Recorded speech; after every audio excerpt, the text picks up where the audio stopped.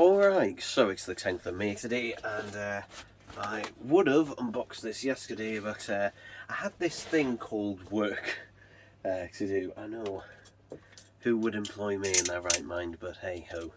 So yeah, I didn't have the time to unbox this yesterday, unless I did it at like maybe 10 o'clock at night, which I didn't fancy doing. So yeah, I'm hoping this has arrived safely, considering that at the time of recording, I'm not sure whether this is sold out or not. Because it had at one point, but then Amazon had a few more in. Thankfully, they seem to have packaged this properly, although this has been sliding around because I could hear it sliding about. Yeah, so this is the Hornets, should be the Hornet's Nest limited edition signed vinyl box set, and this will be the biggest vinyl box set I've ever had, because this is a 10 disc set, I believe. Was it? Okay, so the way they've done this is actually a bit different, actually.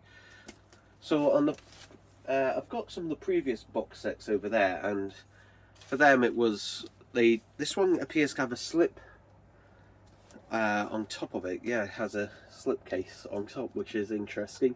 The others were just straightforward boxes, but this includes all 5 stories that make up Hornet's Nest. I do own these on CD as well, but yeah, this is pretty heavy, so yeah. Is this only a 5 disc set? This might only be 5, I'm thinking it's 10, if they can fit one. Okay, actually, take the cellophane off. There we go. So I don't know if you can see this too well, and oh no, there's damage to the back.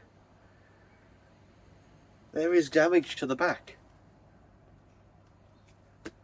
This is going back to Amazon. I'm not having. This was £160. I'm not having bloody damage to the back. That is. I'll unbox it. I might as well unbox the rest of it. I just noticed there's damage to the back. There, a couple of dents. But yeah, there's actually cutouts for it to go through. I'll see if I can return it. If not, I might have to buff them out to see if there's any to return it for. Because, and God, it even goes through to there. God, this thing must have had a pretty big sort of bash to it. That's annoying. That is, God. Alright, so first thing we get is this big book here. I do really like the design of this. What's in here? The Doctor's Journal. Okay, so if I show this off, this is quite nice actually.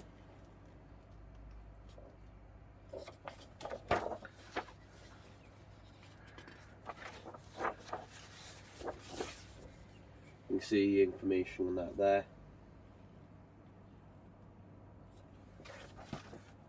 I'm hoping they still have some of these left in stock and they don't send them out, you know, like this. And I won't send this one back until I get my replacement, thankfully, with Amazon. You know, they usually send out a replacement straight away. But yeah, not happy with that at all.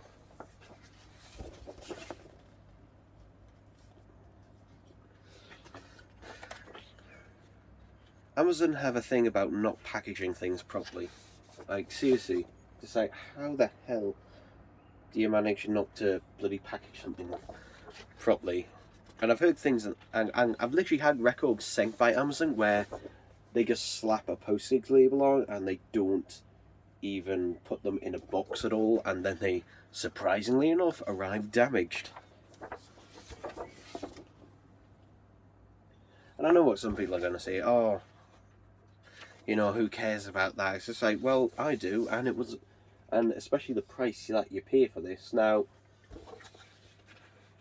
So, yeah. But I said this is a limited edition. I think it's limited to 1,200 worldwide.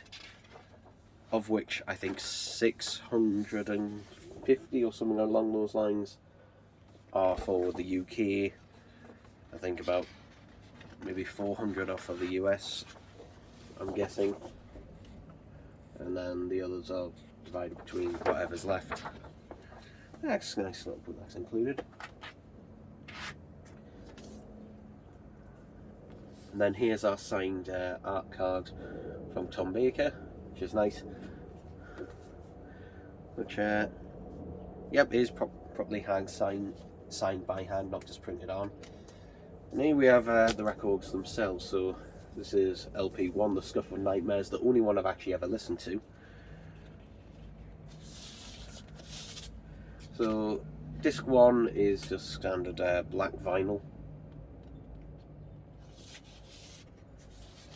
But if we get through them, so this is Scuff of Nightmares Part 2. This one is a translucent sort of yellow colour, and these alternate between them, so they go black, I think they go black, yellow, black, yellow, black, yellow. So yeah, LP3 is black. And this is the Dead Shoes Part 1. The Dead Shoes Part 2, which again is yellow vinyl.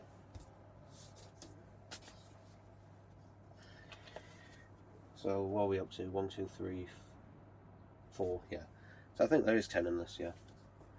The Circus of Doom Part 1.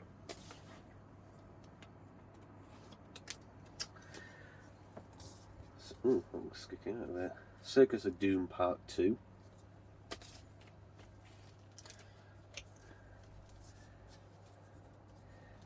A Sting in the Tail Part 1.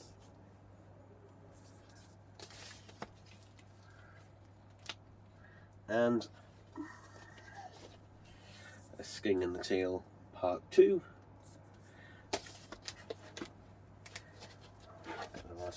And we have Hive of Horror Part 1 and Hive of Horror Part 2.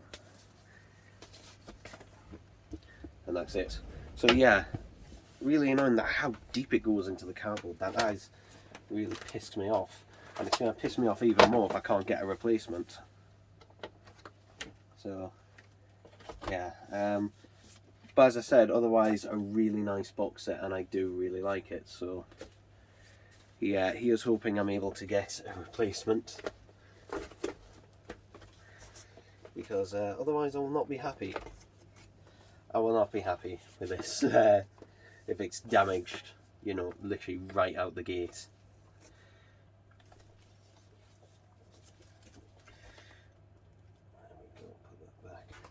So yeah, not much else to say. So yeah, normally the box sets are just like this, where it just slips up like this, but this one actually has a slip card over the top, like that.